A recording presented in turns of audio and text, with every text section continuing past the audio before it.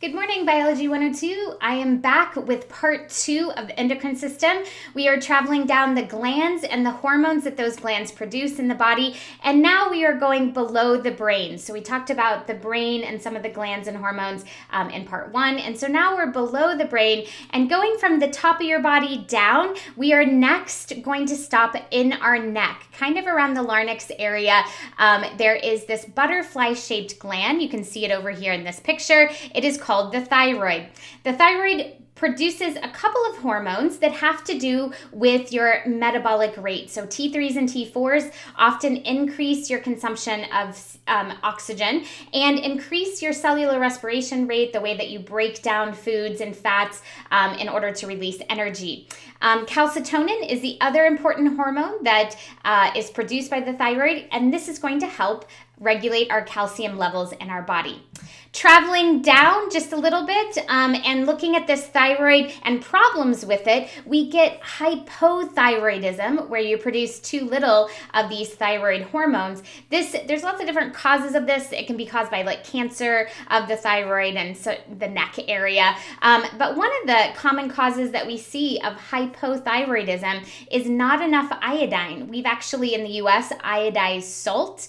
So we've added iodine to salt, and iodine is needed to produce your T3s and T4s, these metabolic rate regulators. And so sometimes if you have a defective thyroid, or you're just aging and not producing enough of these, or you don't have enough iodine, you can produce too little of these hormones. Sometimes this means that you gain a lot of weight suddenly because your metabolism has slowed down because these hormones aren't being produced in high enough quantities to run that cellular respiration and the way that we break down fats in our food.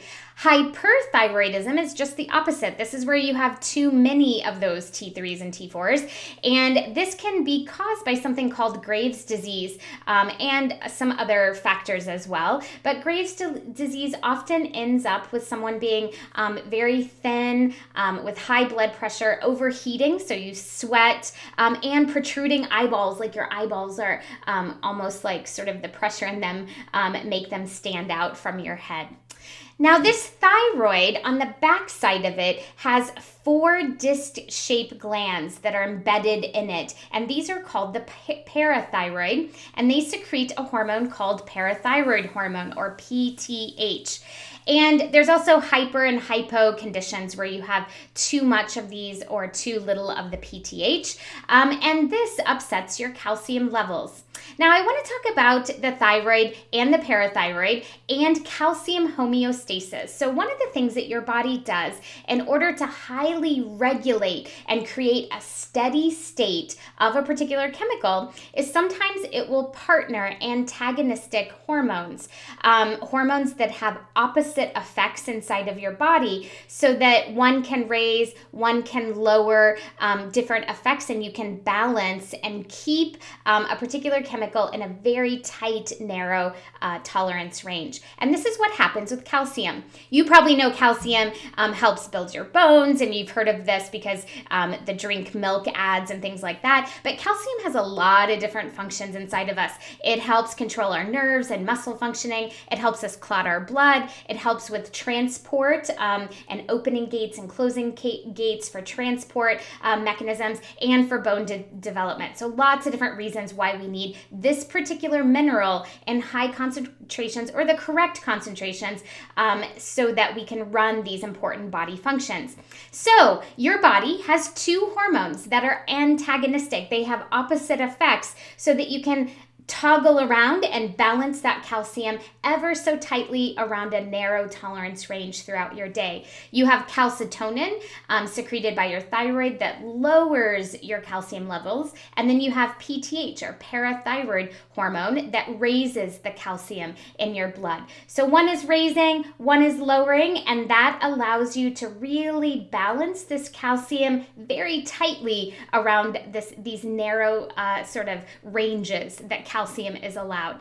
All right, how does this work? So you have a normal calcium level, and your body, again, wants to be around that normal level in homeostasis so that you can run all these important functions. Too much or too little can have drastic impacts on how your nervous system, your muscles, and your body's functioning. So if you were to eat a meal high in calcium, then your brain will recognize this. It will send a message to the thyroid to secrete calcitonin. Calcitonin stimulates over here your bones to take in excess calcium from your blood and your kidneys to release more calcium in urine so that your calcium in blood falls back to this set point.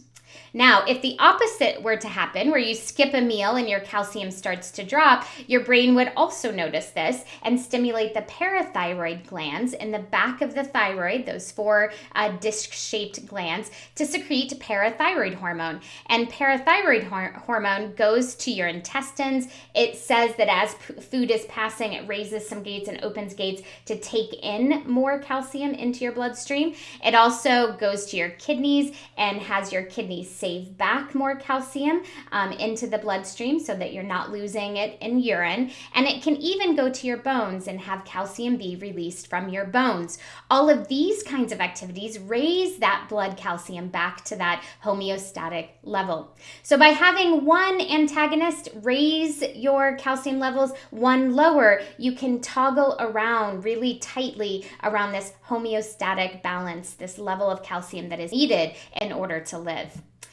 If we then summarize these two glands together, the thyroid is in the neck here. It secretes T3s and T4s. Those have metabolic impacts. And then calcitonin, which lowers your calcitonin or calcium levels in your blood.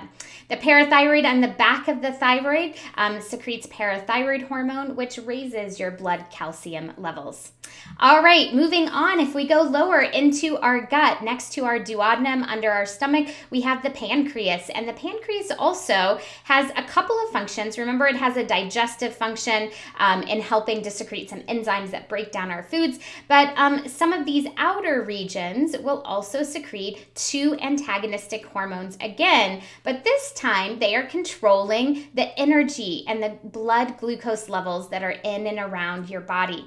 The two antagonists are insulin, which you've probably heard of, which lowers your blood glucose levels, and your glucagon, which raises your blood glucose levels. All right, so let's take a look at these two antagonists and how they work. Again, your blood glucose has a very narrow, tight tolerance range.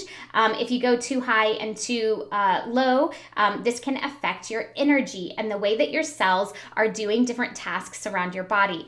If you were to eat a meal rich in carbohydrates and rich in glucose and things like that, then again, your body would notice this and it would go to your pancreas and have your pancreas secrete insulin. Insulin is then going to open gates that facilitates taking blood sugar, so glucose, from your bloodstream and putting it into your cells so that you can use it for cellular respiration. Also, any excess glucose that is in your blood can also be stored for later use as glycogen in your liver. Both of these activities will take glucose from your blood and decrease that level back to that normal, narrow, tight tolerance range. If you were to skip a meal, then your pancreas notices this as well, and then it secretes something called glucagon. Glucagon goes to your liver and has the opposite effect of what insulin did up here. It actually releases that glucagon and breaks it apart, releasing glucose back to the bloodstream so that we can raise our blood glucose levels back to that tolerance range. So it's like a little balance that you have these two antagonists doing opposite effects so that we can tightly regulate our energy and our blood sugar. You probably have heard of diabetes, and diabetes comes in various forms, but diabetes overall is the body cells unable to sort of absorb your glucose in a correct manner. There are different types. Type 1 used to be called juvenile diabetes, but this is where insulin isn't produced correctly, and this can be autoimmune. It can be because there's damage to your pancreas, and so that you cannot produce it. Oftentimes we would notice this in children, and so that's where it got that name, juvenile diabetes. And a lot of these people are insulin dependent for much of their life. So they're on pumps, or they take insulin in order to control their blood sugar because they're not producing it, right, from their pancreas correctly. Type 2 diabetes is related to obesity, and it's often known as late onset diabetes, or used to be called that. This is where your cells don't respond correctly. Sometimes we call people insulin resistant. If the gates that are opening and closing due to insulin, to pull that blood sugar from your blood to your cells, if they don't open when insulin is around or close correctly, then that means that those gates aren't fluctuating correctly, so that we can bring our blood sugar down by taking the blood sugar from your blood and then putting it into your cells. Sometimes these people also, as you age, you don't make enough insulin, so they can make some, but maybe not enough. So some of these people also take insulin in order to regulate their blood sugar, or take some different things that help regulate these gates so that the gates are opening and closing correctly as well. Then there is a gestational diabetes. This is related to pregnancy, and it's usually the last trimester. The mother sometimes struggles to manage both the baby as it's growing, its blood sugar, and her own. And so this is something that they test you for kind of as you're ending second trimester, entering that third trimester, and checking for this kind of diabetes. Typically, this kind goes away once the baby has been delivered. If we go from your pancreas down a little bit lower, just above your kidneys are two glands. They're triangular shaped. They're shown on this picture over here, and they secrete some hormones that help our bodies deal with stress. There is a central part of this adrenal gland, the medulla, and then an external part called the cortex, and they secrete different stress hormones, either short-term or long-term stress hormones. So let's take a look at these hormones. The adrenal medulla, that center part, secretes some hormones that you've probably heard of: adrenaline or noradrenaline, also known as epinephrine and norepinephrine. These are your fight or flight hormones. So when you're sort of under short-term stress, something very scary is happening to you, an accident or whatever, then these hormones do things like raise your blood glucose level so you have plenty of energy, raise your blood pressure, your heart rate, your respiration rate, increase your metabolism so that you have foods being broken down so that you can release energy.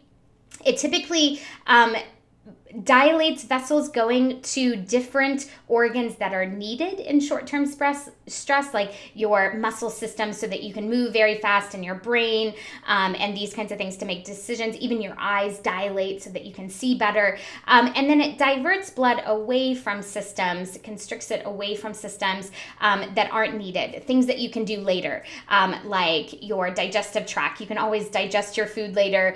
You have to deal with an accident if it's happening, to save yourself. And so it will divert blood away from that digestive tract into these other systems. The adrenal cortex, that sort of outside sort of area, produces long-term stress hormones like corticosteroids, like glucocorticoids. These actually raise your blood glucose level. Sometimes negatively, they can depress your immune system so that you're open for opportunistic infections. But overall, these are going to help you manage sort of long-term stress across your life. Now, going a little bit lower, we reach our gonads, testes or ovaries.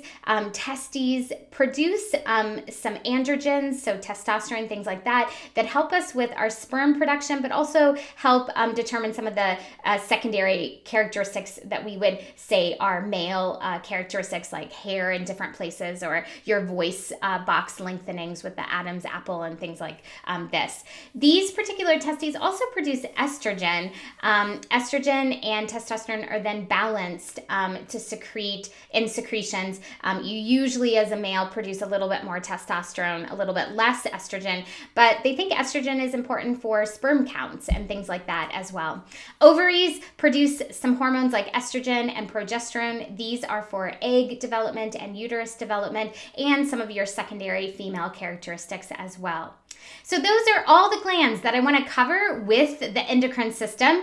If you take a look at your sheet, I want you to go through, just like I have done here, and work through your study sheet, printing off or labeling each of the glands and the hormones that they secrete. And then here's a little bit about hormone function, so form and function between hormones. And then the backside has these antagonistic sets and what they do in order to regulate your body and some problems. So take a look at that sheet, and I will see you on our Zoom class. Have a great day.